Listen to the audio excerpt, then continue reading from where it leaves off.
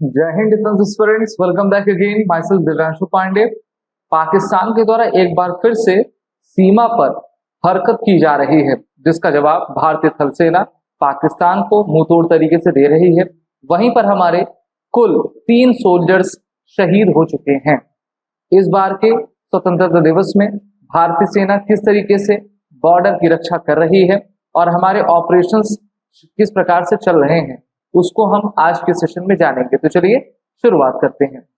Dear defence friend, भारतीय थल सेना हमेशा प्रतिबद्ध रहा करती है कि भारत की सिक्योरिटी 365 डेज 24/7 हम कर सकें, और इसी लक्ष्य को प्राप्त करने के लिए लाइन ऑफ कंट्रोल की तरफ काफी पहरेदारी इंडियन आर्मी ने बनाया हुआ है।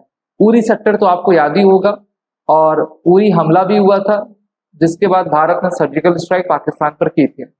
तो कश्मीर का जो बारामूला डिस्ट्रिक्ट है, वहां पर पाकिस्तान के द्वारा और पाकिस्तान के जो हम कह सकते हैं कि स्पेशलाइज्ड यूनिट जिसका नाम बैट होता है, उनके द्वारा भारतीय सीमा में घुसने का प्रयास किया जा रहा है और पाकिस्तान अपने आतंकवादियों को भारत में भेजना चाह रही है।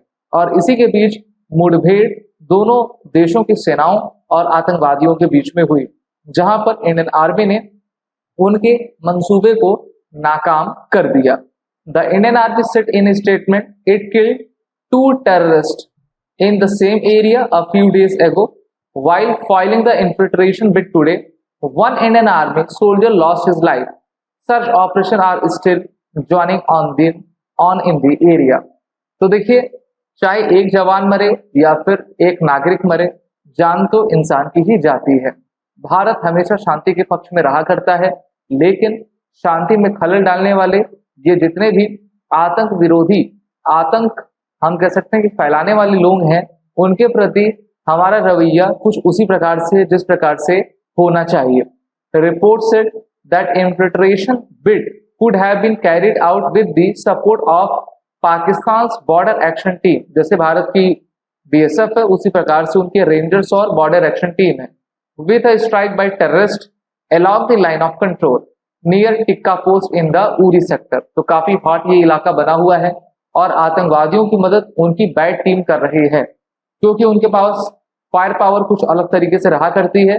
वो इंडियन आर्मी से उन्होंने 2-2 हाथ किए, जिसमें भारतीय थल सेना ने 2 आतंकवादियों को मार गिराया, लेकिन उसमें हमारे एक जवान शहीद हो गए हैं। The attack carried out in the area of responsibility of 16 Sikh light infantry and under the jurisdiction of the police station Uri led to the death of a soldier। ठीक है, और काफी दुखद बात है कि हमारे एक जवान इसमें शहीद हो गए हैं। This comes a day after another soldier, सिपाही Binod Anil Kumar, died while on operation duty along the line of control in Baramulla district. तो बारामूला उरी सेक्टर, कश्मीर का जो साउथ इलाका है, वो काफी हॉट बना रहता है और वहां पर इस प्रकार की गतिविधियां होती रहती हैं। Meanwhile on Monday, CDS general Anil Chauhan and army general Upendra Dwivedi condoled the deaths of 2 jawans, lance naik Pritpal Singh and sipahi Harvinder Singh, who were killed in Operation Kulgam during ongoing anti-terrorist operation in South Kashmir's Kulgam district. तो इससे पहले भी 2 हमारे जवान शहीद हो चुके हैं। कुल मिलाकर 3 इसी महीने आपके हमारे शहीद हुए हैं, और उनके परिवार के साथ हमारी सांत्वना है कि ईश्वर उनको शक्ति दे कि इस दुख की घड़ी में वो जल्द से जल्द बाहर आ सके। और इस तस्वीर को तो आप सभी ने देखा होगा, पाकिस्तान का फील्ड मार्शल आर्मी चीफ जिसका नाम आसिम मुनीर है, वो अमेरिकन जनरल के साथ हाथ मिला रहा है और अमेरिका की धरती से भारत को भला बुरा कह रहा है।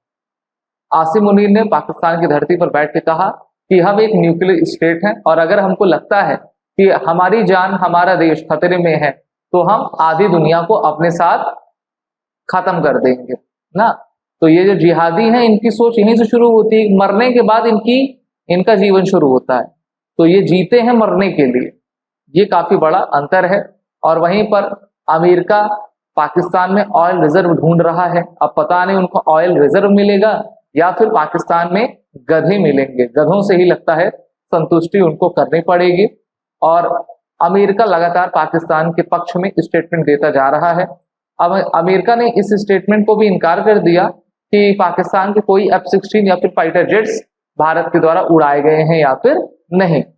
भारत ने भी काफी कड़ी प्रतिक्रिया दी थी और कहा था कि काफी लंबा स्टेटमेंट है और मेन स्टेटमेंट ये है कि it is also regrettable that this remark should have been made from the soil of a friendly third country. यानी कि जब न्यूक्लियर धमकी से भरा स्टेटमेंट पाकिस्तान के द्वारा अमेरिका की धरती पर बैठ के दिया जाता है तो वो काफी रिग्रेटेबल रहा करता है और अमेरिका को ये सोचना चाहिए कि वो अभी भी भारत को अपना स्ट्रेटेजिक एलाई मानता है या फिर नहीं मानता है।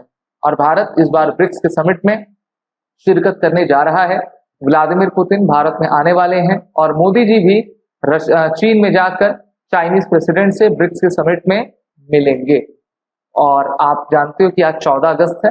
14 अगस्त को नापाक देश पाकिस्तान अपना स्वतंत्रता दिवस तो मनाता है, साथ ही साथ इस दिन और इस समय जो लाखों लाख भारतीयों की नृशंस हत्या जिहादियों के द्वारा की गई थी उसको भी हम याद करते हैं पार्टीशन हॉरर्स रिमेम्बरेंस डे, विभाजन विभीषिका स्मरण दिवस के रूप में। इसको हर साल 14 अगस्त को मनाया जाता है। तो अगर कोई व्यक्ति कहता है मिल गई है आजादी हमें बिना खड़ग बिना कृपाण, तो उसके साथ क्या करना चाहिए वो तो आप करिएगा, लेकिन याद रखिएगा ट्रेन में भर भर के लाशें आती थी भारतीयों की और उनको धर्म के आधार पर, यानी कि वो सिख हैं हिंदू हैं, उसके आधार पर उनको काटा जाता था, महिलाओं से अभद्र व्यवहार किए जाते थे।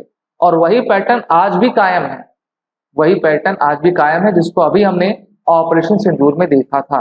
और भारत में भी आप देखते हो जब धार्मिक दंगे होते हैं तो यही चीज होती है, पहचान करके लोगों के घर पर हमला किया जाता है, महिलाओं से अभद्र व्यवहार किया जाता है और पुरुषों को मारा जाता है। तो इस पैटर्न को हमको तोड़ना है, सशक्त बनना है, एकता का संदेश देना है। और कल 15 अगस्त है तो आप सभी को भारतीय स्वतंत्रता दिवस की हार्दिक शुभकामनाएं। जय हिंद। साथ ही साथ आप हमारे कोर्सेज में एनरोल होना ना भूलें।